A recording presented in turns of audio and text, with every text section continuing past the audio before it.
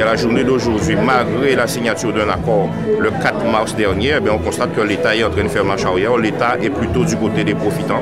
L'État est garant des profitants. L'État a déjà versé 43 millions d'euros à Total et aux compagnies pétrolières. Et aujourd'hui, il s'apprête à augmenter le prix de l'essence dès demain, alors que les problèmes sur lesquels il s'était engagé n'ont toujours pas été résolus. Pareil, pour les prix, l'État s'était engagé à appliquer un contrôle des prix et à sanctionner les dérives.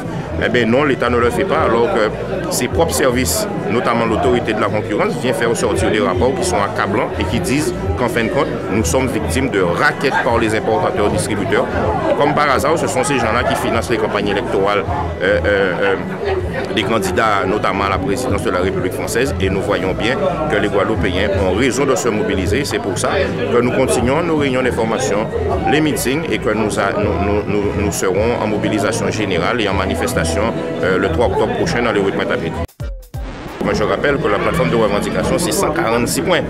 Et les 200 € ont été un point de blocage dans la mesure où, principalement, le MEDEF, je rappelle le MEDEF qui, dans ses statuts, n'a pas autorité, n'a pas mandat pour négocier les accords salariaux, a bloqué et a tout fait pour torpiller l'accord. Et je rappelle que seul le MEDEF en Guadeloupe n'a pas signé les accords avec la CGPME, et ce sont des syndicats minoritaires qui représentent à peine 250 entreprises et peut-être 2 ou 2500 salariés.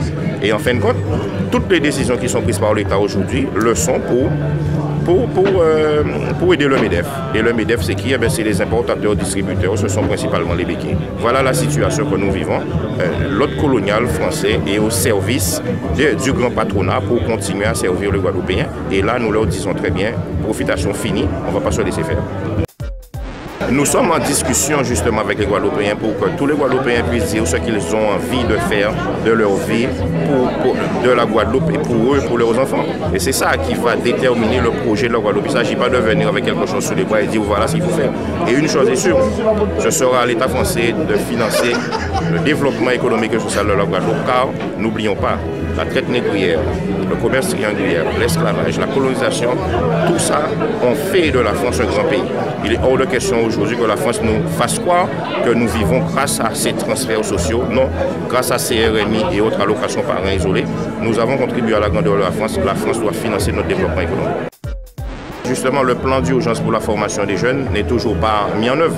La Guadeloupe, c'est 60% des moins de 25 ans qui sont au chômage. Donc aujourd'hui, nous allons repartir comme la première fois, faire des réunions d'information et demander au peuple guadeloupéen de descendre dans les rues durablement pour exiger la pleine et entière application des engagements, mais également la poursuite des négociations sur tous les plans. C'est cette voie-là qui est la voie la plus juste, la mobilisation de masse en conscience et dans l'action. C'est seulement la rue qui pourra faire prendre conscience au gouvernement français. Si le président du conseil général, le président du conseil régional et la députée de la 3e circonscription, enfin, le maire de Déé, Mme Janima, tous trois ont dit la rue a obtenu ce que nous n'avons pas obtenu. On ne nous écoute pas à l'Assemblée nationale. Alors s'il y a une autre voie, je suis prêt à en discuter. Mais pour l'instant, c'est le peuple qui doit prendre ses responsabilités et descendre dans les rues pour faire avancer ses revendications. Et en France, je crois que la situation est similaire. Des milliers de licenciements alors que Sarkozy donne de l'argent aux banquiers et aux spéculateurs. Et il est vrai qu'aujourd'hui, que les travailleurs doivent s'unir, fédérer les luttes et descendre dans les rues. Et je l'ai dit à la fête de l'humanité, mais pas une seule journée, mais de façon durable pour véritablement établir un rapport de force conséquent pour faire plier le pouvoir et obtenir gain de cause sur l'ensemble des revendications.